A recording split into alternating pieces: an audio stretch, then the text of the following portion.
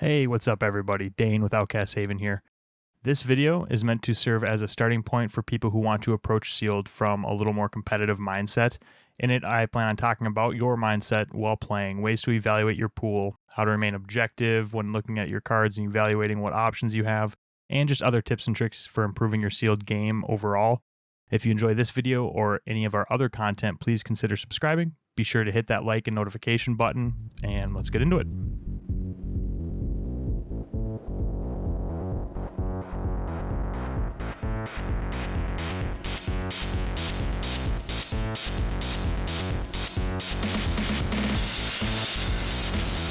Just going to be walking you through the basics of sealed, and if you're approaching this as someone who traditionally has done like pre-release weekend or release weekend events with just the intention of cherry picking majestics, or you just want to go and like play for fun, you love Briar, you want to build a sealed Briar deck, this is just a way that you can start to take this as a format a little more seriously, a little more competitively, a different way to approach it, how to sort of set those biases aside and just evaluate what a set gives you for options. So all of that being said, I have my sealed pool from Saturday here, and it brought up some good points. And as I was going through it, it's actually it's what I opened on stream on Saturday and kind of talked through it a little bit, but even with more lessons learned, because this is the first game, the first set where sealed as a format interests me competitively. So figured it would be a good idea to put something like this out just to give others who might be feeling the same way a starting point or a jumping off point for making something competitive out of their pool. So some lessons that I learned is understanding the pool and understanding what's available to anybody. So you've got our tokens, and these tokens are in Flesh and Blood going to be available regardless of what you pull in your packs. So no matter what, you can always go and grab your hero, and you can always go and grab their weapon. And you'll notice that just has a little T in the rarity indicator at the bottom of the card, and those are available to everybody. So understand what that is and what you're looking for from your pool that's going to lean you towards one of these. So Oldham, you'll see he's got a 3-cost defense reaction just on call, and his hammer is a 3-cost. Immediately that tells me we're looking for a blue heavy Guardian pool, or cards available to Guardian. Lexi, we've got the once per turn action, you can reload with Shiver, Dominate, so we're looking for maybe some larger attacks, able to finish out the game. It doesn't do a whole lot to be able to dominate, like a 2 or a 3 that you can't necessarily buff, so we're looking for ways to push that unblockable damage there. And I happen to know that Oldham has Dominate cards as well, so that's where these two sort of get their unblockable or unmitigatable damage. Then you've got Briar, who, when you read her card, looks like she wants to be running a pretty healthy mix because she's going to get benefits for playing non-attack actions and attack actions. And then you've got her Rosetta Thorn, which is just a 1 attack, and when you play the non-attack and attack prior to swinging with this, we're going to be dealing 2 Arcane, which is her way of doing the unmitigatable damage in this sealed environment. So looking at this, I'm starting to see that in order to be running Briar, I want to have a healthy mix of non-attack and attack actions. I want to have go-agains readily available because a lot of attacks don't necessarily come with go-again. So having either enough non-attack actions to run 2 into an attack, giving you her character ability of the lightning token, or the embodiment of lightning token, or having attacks that just inherently gain go-again through the lightning attack actions or the elemental attack actions that fuse. That's going to be what we're sort of looking for the Briar pool. For the Lexi pool, we obviously want to have some arrows, but in sealed specifically, you don't necessarily have to have, like, arrows aren't necessarily the indicator, because her character ability lets you flip and give an attack go again if it's a lightning card flipped from arsenal at the beginning of the turn, or during your turn as an action, or if it's an ice card, you get to give them a frostbite, which can also be relevant in this sealed environment. And then you've got Oldham, who you obviously just want that healthy pool of blue to be able to support him doing his defense reaction. So just evaluating that. The purpose of me going through them is to show you how sort of this evaluation starts, looking at what anyone can have. So This video is going to be more of a general. We're going to use Tales of Aria because it is the first set where, like I said, I became interested in running competitively in the sealed environment specifically, but the information in this video should apply across the board to future sealed events. So I hope that this serves a good purpose. So I've got my sealed pool here. Let's set these aside. These, we'll just call these the 6 tokens that I got from my packs. So those aside, I've got this somewhat organized, but I'll go ahead and fast forward here as I organize, and then I'll explain sort of what I did.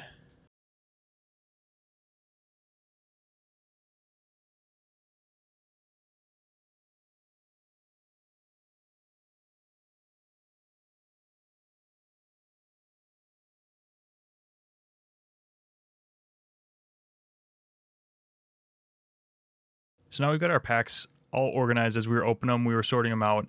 And this is the first point I'd really like to make. When you're playing sealed, it's really important to be able to look analytically at what you have available to you from the pool that you drafted. So the way that I do that, and the way that I get into sort of this sealed mindset of knowing, okay, I'm in my zone, this is what I'm about to do, and this is how I'm about to evaluate everything. What I do is I go the classes specific cards available to me. So I've got Guardian, Ranger, and Runeblade up top. Then I've got in this, so this would be different organizationally depending on the set and what's available. But then in this set specifically, I'll go Ice, Lightning, and Earth. And then these are the elemental actions that give me, that they can be put into anything, right?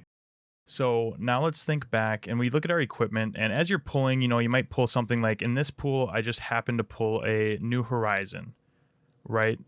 So this is my lesson learned from this, and something that I thought was important to note is that this pull makes me think, oh, well, I'm just going to go Ranger. Like I pulled a legendary for Ranger, right?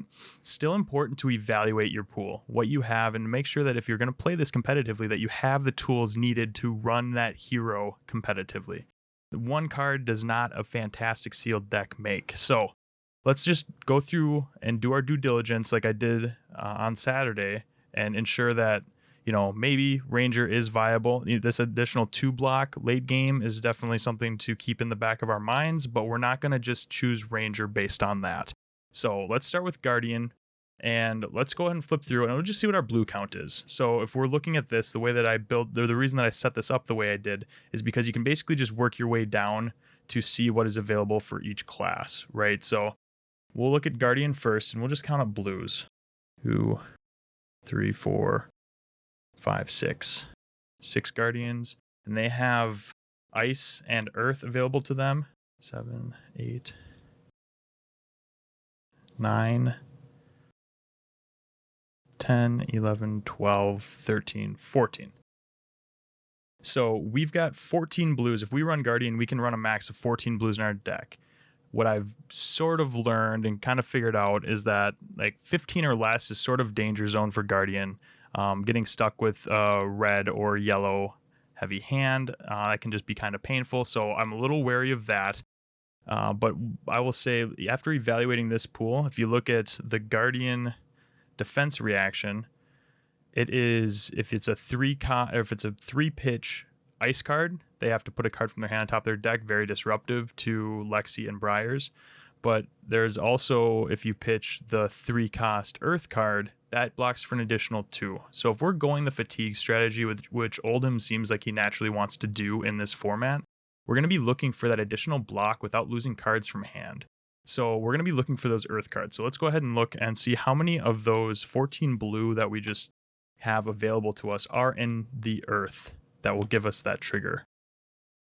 Just one, which immediately makes me very wary of not only the lower blue count, but the fact that we only have one card in our entire pool that will let us just pitch it and block for 2. So yes, it may be nice, like, oh, this is a 2-block anyways, we just get to keep it in our deck, that's fine. But not having that defense reaction readily available to block the additional damage throughout the game, especially with Briars who are going to be able to hit you with Arcane, that the defense reaction on Oldham does block if you can maintain that floating 2 mitigation. That makes me really wary. So immediately I'm not super hyped on Oldham.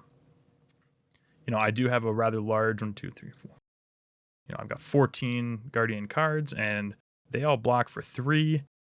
I do have a defense reaction in there as well.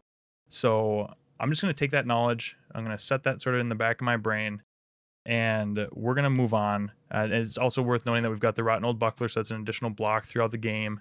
As far as the cards here, got a Coat of Frost, so sort of an on-call Frostbite. Ragamuffins Hat lets me sort of hand fix at the end of turn a little bit. Cracker Jacks, which actually that is worth noting as well in this set specifically. Cracker Jacks, we know that Guardian has a card in this set called Thump, where if it has an increase to its base power, then it gains Dominate, and they have to discard. So let's just count our Thumps up just to see. So we've got 1 blue, 1 red, and that's it. So like a late game Thump for 7 with the Cracker Jacks online where it has Dominate and they have to discard. That could be interesting. Again, though, these seem to be like little 1s and 2s here and there. I don't see a lot of stuff throughout the deck that gets me really excited. So we're just going to keep that in the back of our brain, and we're going to move on. And then we'll evaluate Ranger next. So this is something that I actually did. I usually work left to right here.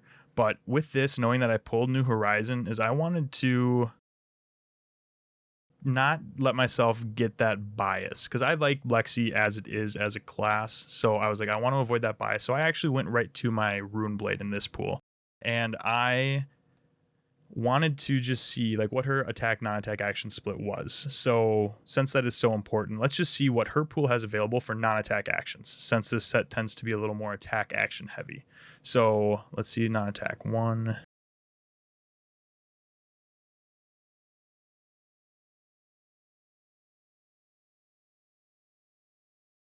12, 13. So we've got 13 non-attack actions. And when I was flipping through there, I noticed that there was at least 3 of those 13 that didn't have Go Again. So we've got non-attack actions like Rejuvenate, which we have 1 of here. That does not have Go Again.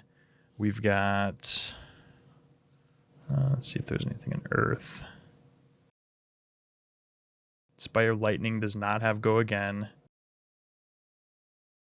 So just a couple that don't have Go Again, which not terrible, especially because we did see that we had some Vela Flashes in here, which allow you to effectively play non-attack actions as instants after playing this if you fuse. So not a terrible Briar Pool from what I'm looking at right in our account.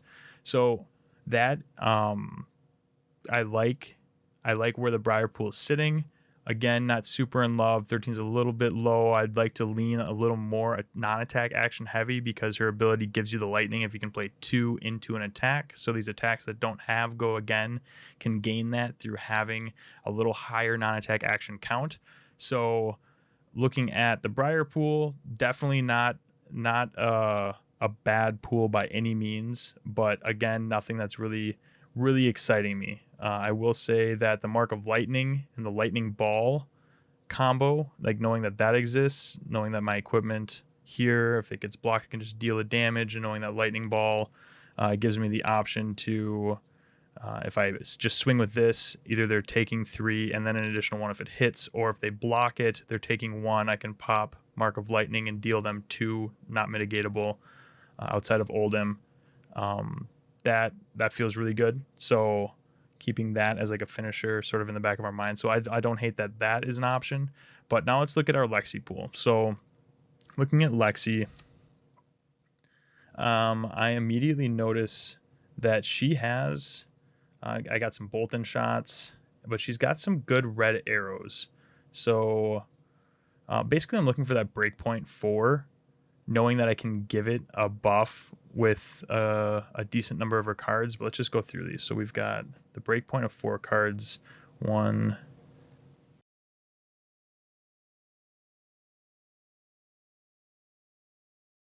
so we've got 9 cards in here that just naturally have that breakpoint. So looking at that, knowing that we can give Dominate on call effectively with her bow, I can basically put in enforce and unblockable damage outside of them having a defense reaction or something else like the Oldham defense reaction online or something like that, right? So I like that that's nice. And then let's just count arrows in general to see what we're sitting at. So we've got 14 arrows and 2 overflexes, which just work well for elongating turns. So that, I like that count. And then let's just look at the lightning and ice cards available to us, just to see what we've got, because looking at this, we're evaluating what we've got for lightning fusions versus ice fusions. So ice fusion, we've got 1, 4, 5, 6. Lightning fusion, we've got 6. So even split there, which I like. And we've got 2 of just the bolt and shot generic, that ranger card that's going to let us reload if it hits, which we can give the plus to give it that natural go again. So I like that. Let's look at what we've got for lightning and ice, because in this set specifically, I like the fact that Lexi feels like she has play strictly due to her hero ability of being able to flip a lightning face up and give your next attack go again. I feel like she does not necessarily rely on arrows as much as like an Azalea would, because you can flip up, for example, a Heaven's Claws, just arsenal that, flip it up, swing for 1 for 5 with go again. And then you can still use your lightning arrow or use your bow ability to put an arrow into arsenal and shoot that as well. So I like the low encumbrance of that. But let's just see. So that definitely is something that interests me. We've got a lightning press for sneaky damage, but let's look at just our we've got 2 ball lightnings, which feel great late game with the Mark of Lightning armor. We've got electrifies, which let us draw and possibly elongate our turn there, giving our first attack go again when that's revealed from arsenal off of her ability. We've got 2 lightning surges. I'm really liking this Lexi pool. And again, I'm not using this New Horizons second arsenal slot to really evaluate that at all.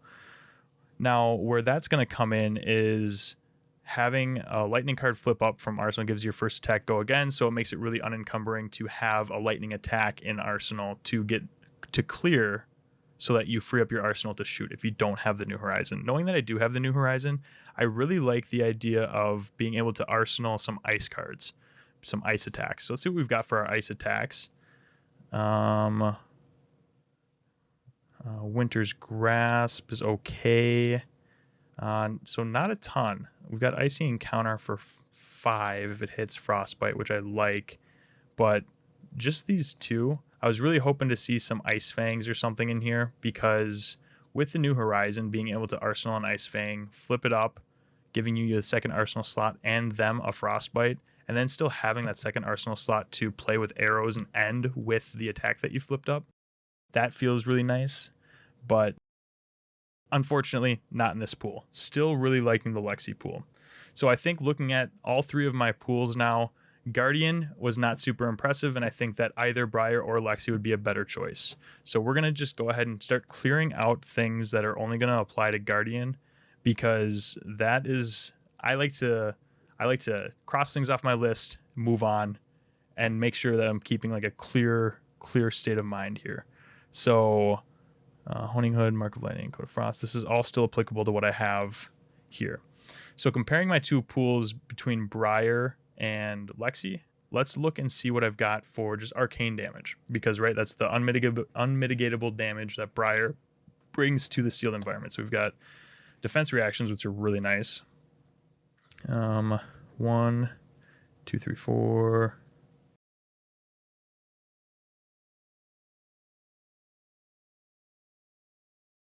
So 10 arcane damage are coming from just my arcane, 10, 11, 12.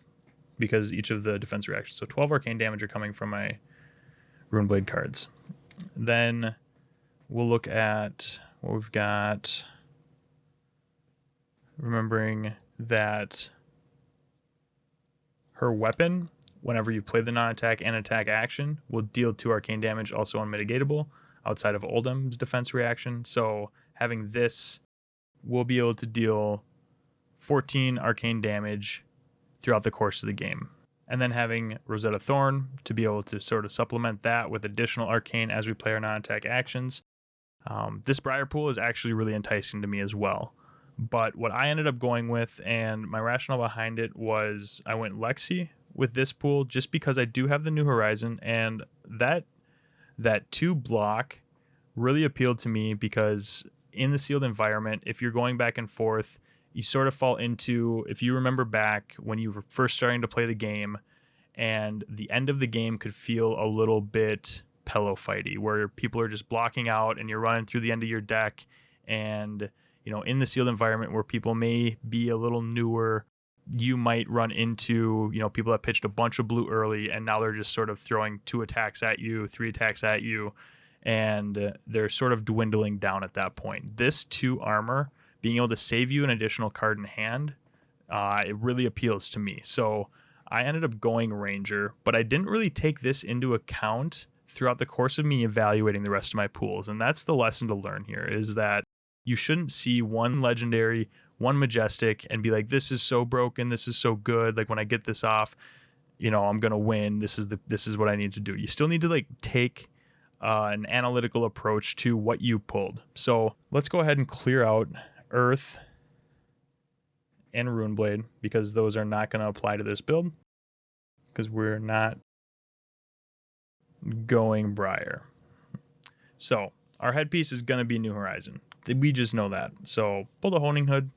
Not going to need that. We do have a Coat of Frost for chest. We got that. A Ragamuffins hat, which we are not going to need. And we've got 2 hand pieces here. So looking at these 2, honestly, you just take them all with you, right? Because in sealed, you can side any of your sealed pool in. But looking at what I have available for lightning and knowing that I have those lightning balls, I think that I'm going to predominantly be running Mark of Lightning, which is what I did. And I actually won 2 different games off of that late game pillow fight, being able to lightning ball them with the Mark of Lightning up and them not being able to do anything about it. So that is my armor suite. If you recall, we had 6 of each type of arrow. And when I say type, I'm just meaning that required certain fusions. So it was 6 ice fusion arrows and 6 lightning fusion arrows. So we want a pretty equal split of ice and lightning cards in our deck to make sure that we're hitting those fusions. I really like Icequake here just because it's going to be a buff to an on-call dominatable attack. That's a word, dominatable. But then looking through here as well, knowing that we've got the New Horizon, I really like Icy Encounter because that can be flipped up, giving you that second arsenal, which will allow you to play your arrow and then finish with the Icy Encounter, putting additional pressure on and threatening that frostbite there. Winter's Grasp is another attack that can do that. It's just a 5 for 2. Not in love with it. Was really hoping to see some Ice Fangs in here in this pool, but did not.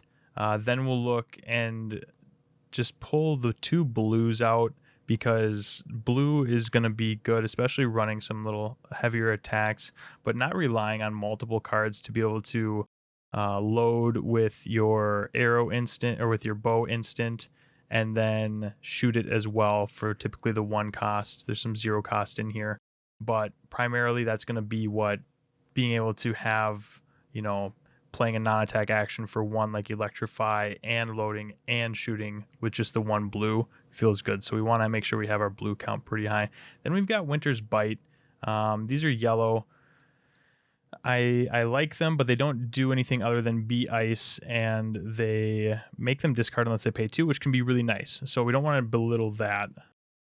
But we've got 5 ice cards now, which is a little low. So what I'll do is I'll add the foil, obviously, Winter's Bite in, just to give that a little more ice. And then let's see what we're looking at for lightning. So looking at lightning, we've got Electrify, which feels great on top of a dominated attack, because when that attack does hit, it's just going to deal 3 damage.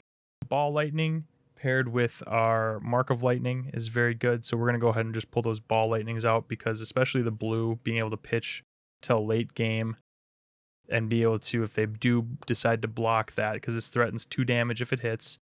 And then if they are on 2 or less life, obviously we've got the Mark of Lightning to guarantee that win there.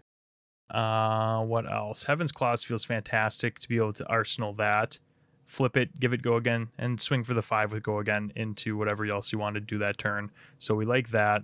Lightning Surge, blue and yellow, good for resources, but also good for that arsenal slot, specifically because we do have the second arsenal slot once we flip these up to be able to play a different arrow that will have go again. So those ice arrows that have hit effects for the rest of the combat chain feel really nice to lead prior to swinging with the lightning surge.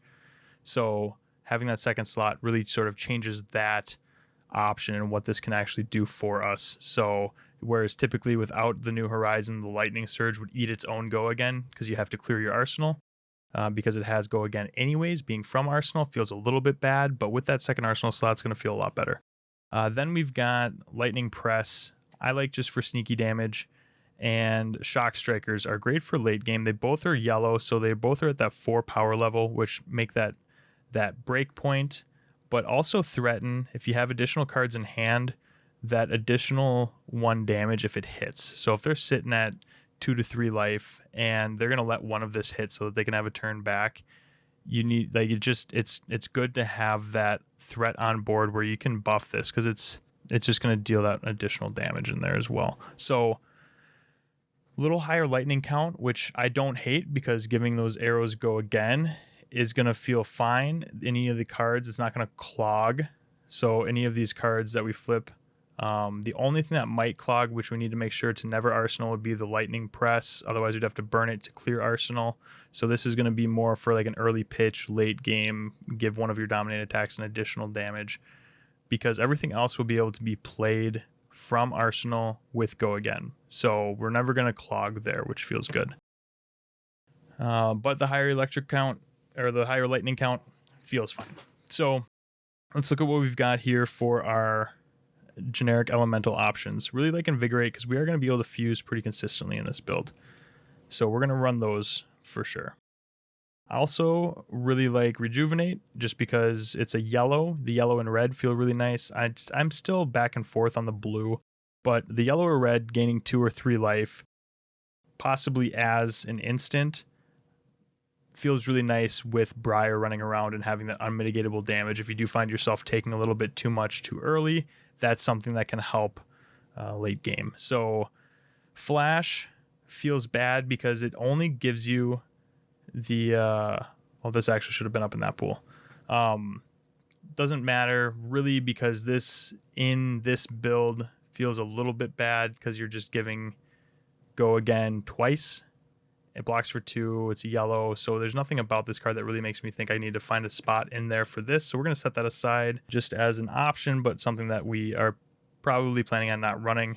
Entwine Ice. This just gives Dominate if it's ice fused. We're running a little lower ice count, and we've got Dominate on a stick with our bow. So this isn't super enticing other than for the blues. So we'll keep those aside as well after we evaluate our ratios and see what we're sitting at for total count. We've got Entwine Earth, Earth Fusion. Not gonna probably run this, but again, you know what, we'll just put it over here because it is a blue, just in case we find that our blue count's extremely low, which I don't think it is. And Entwine Lightning, which if it's fused, it gains go again. We are running a lot more lightning cards, but with what we have in deck right now, we're going to be able to apply that typically 2 attack pressure pretty consistently without needing to rely on seeing a fusion. So this not being a lightning card, if this was a lightning card and you could flip it and guarantee the go again regardless, and have the option to, on your turn, if it wasn't arsenaled, be able to fuse it for the go again, that would be nice. But it's not a lightning card, so this can feel a little bit bad. And we want to keep the non hero ability effects at a minimum in this build. So we should have enough go again with the amount of lightning that we're running. We're not going to necessarily run that either.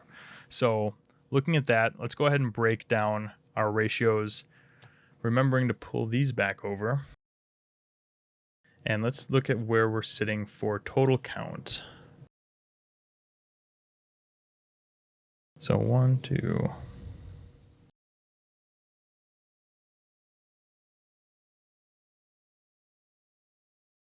So we're at 35 cards in deck. Let's see what we got for our ratios now.